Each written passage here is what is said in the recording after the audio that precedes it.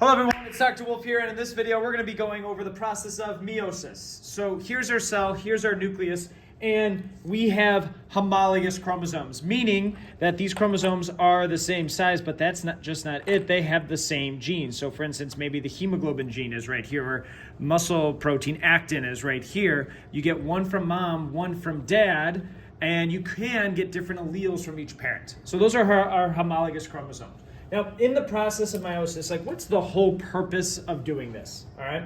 The purpose of doing this is to create gametes, all right? In other words, sex cells, so like a sperm cell or an egg cell, all right? And we want these cells to be haploid, all right? Meaning that they only have essentially half of the full set of chromosomes. All right, now another purpose of this is, in doing this, we want to create genetic variation within our egg and sperm cells, within our gametes. Okay, so we're going to start off with a diploid cell. What does that mean? The cell is 2N, meaning two sets of chromosomes. In other words, we have just homologous chromosomes right here. So this would be like a normal somatic cell in our body.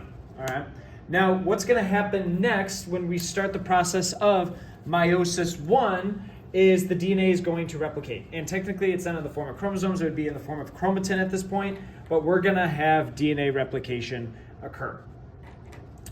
All right, so here we got DNA replication.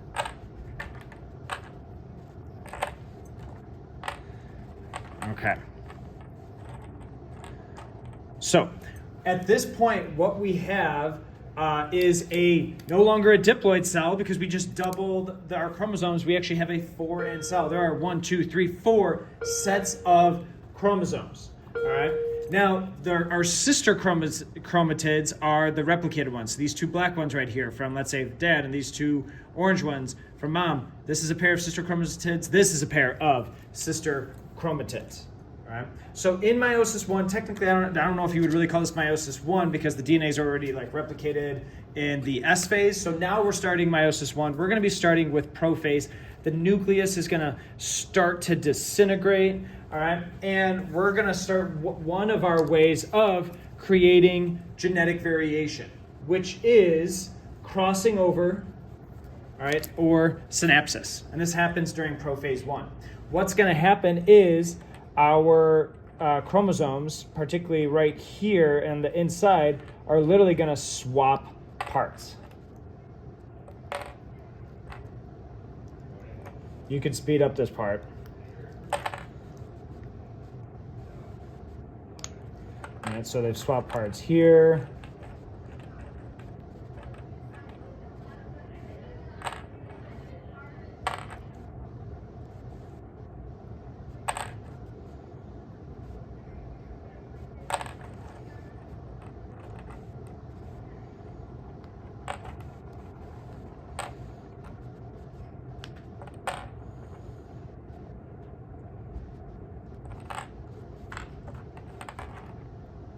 All right, and we're back. So we've done crossing over synapsis. Again, what's the point of this?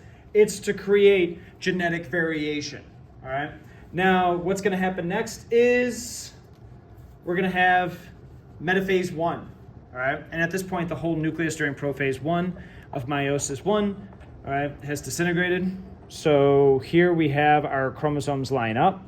All right. And our chromosomes line up here, and our chromosomes line up here. All right, now this is going to get us to our second way of creating genetic variation, which is independent assortment. What does that mean? All right, all these oranges did not have to line up on this side, right? Maybe just as a coin flip, right? Heads or tails. Heads being the black goes to the left. It's like boom, black and orange. This chromosome lines up like this. But let's say you flip tails, and that means the orange goes first. And then let's say I flip heads or tails again, and I flip tails, and the orange goes first here, right? So you can notice that it's just completely random how these line up, right? And so you can get all these different combinations of how things are lining up. That's independent assortment. Okay, so what's going to happen next is, and by the way, we still have a 4N cell, all right?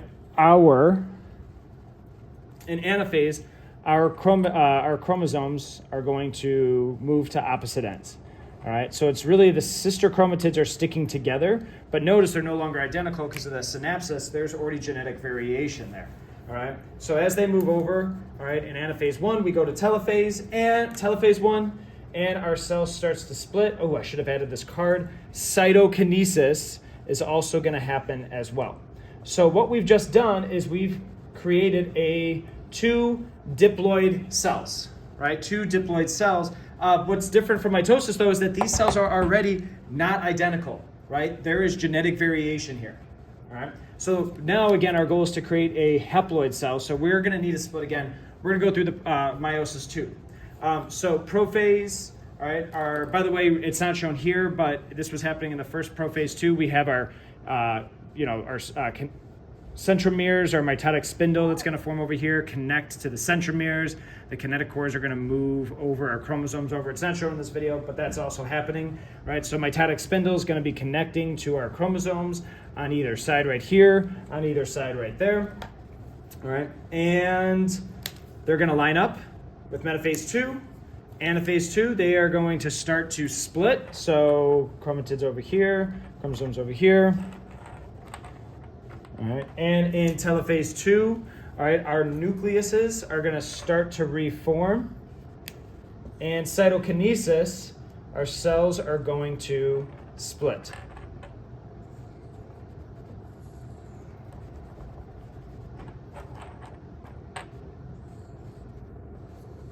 All right, some strange looking cells, just the way I have this set up, but gets across the idea.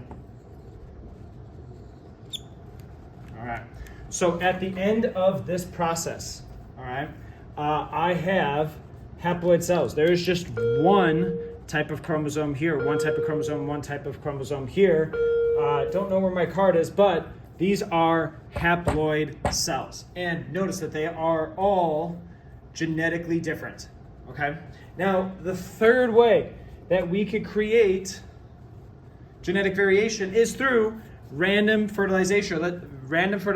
Let's say we were making egg cells right here, right? In a male organism, they're making sperm cells, which are also genetically different, right?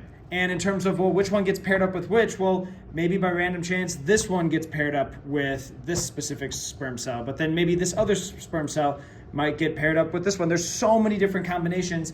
That's another way that we could create genetic variation in our next generation of offspring.